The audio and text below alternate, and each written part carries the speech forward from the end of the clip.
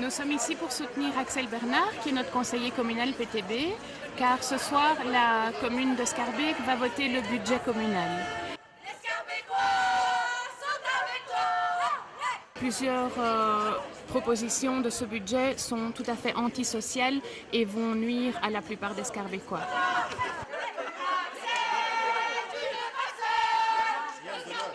Je suis ici ce soir parce qu'il y en a marre de payer cette crise qui n'est pas la nôtre. Et j'estime que c'est un peu trop, on paye trop de taxes. Et cet argent, nous, on ne l'a pas misé sur Dexia, c'est eux. Cette crise, elle est à eux et c'est aux citoyens de payer. Je trouve ça injuste. La raison pour laquelle je suis ici, c'est qu'en fait, on veut toujours nous taxer sur des sujets, parce qu'on n'a pas le choix. Par exemple, les précomptes immobiliers, on n'a pas le choix, on le paye. Et tout ce qui est administratif aussi. Maintenant ici, ils veulent augmenter pour les permis de travaux et tout ça. Déjà, il y a beaucoup de gens qui font en noir parce que ça revient cher. Maintenant, on les encourage encore le plus à ne pas déclarer leurs travaux et tout ce qui va avec.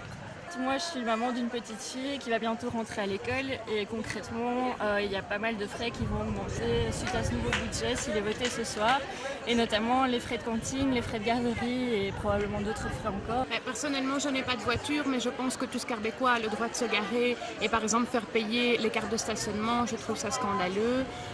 Ils vont aussi réduire le budget au CPAS, donc c'est de nouveau couper là où les gens ont le plus besoin.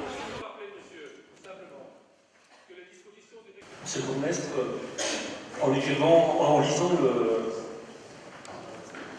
ce bilan financier, ces comptes, j'ai pensé à Stéphanie, dont la baby-sitteuse a du mal à trouver une place devant chez elle et qui maintenant paye des amendes pour pouvoir se garer.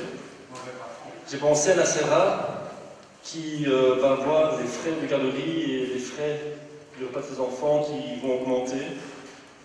J'ai pensé à Fatou qui habite dans un appartement, une chambre avec 3 enfants et qui cherche désespérément un logement public de qualité et bon marché. J'ai pensé à Alain qui a du mal à trouver une crèche pour sa fille de 3 mois. J'ai pensé à Samy qui est ici depuis 17 ans, qui est sans papier et qui a perdu sa carte orange, qui devra payer maintenant une seconde demande de régularisation, 75 € pour pouvoir introduire sa demande de régularisation. J'ai pensé à tous ces gens qui en fait étaient ici dans la salle, qui vous regardaient, bon, je les ai un peu mobilisés aussi, mais qui étaient là parce que c'est leurs intérêts.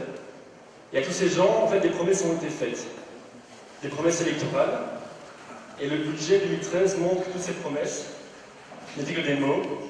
Et pour visionner, c'est un de chiffres qui illustre, à mon avis, à merveille le budget qu'on a en face de nous.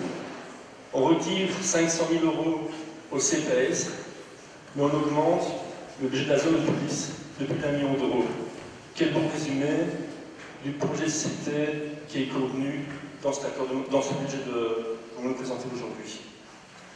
Parce que parlons clairement, le budget que nous avons devant nous, c'est un budget d'austérité.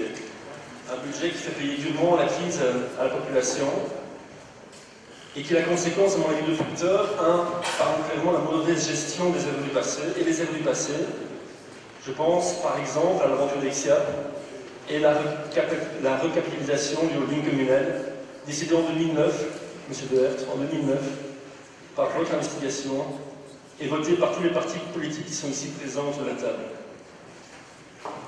Et la conséquence aussi de la crise, évidemment, et des choix politiques des autres niveaux de pouvoir qui font toujours porter la crise sur le dos de la population. Je pense à l'électricité, des allocations de chômage, j'ai déjà eu l'occasion d'en parler.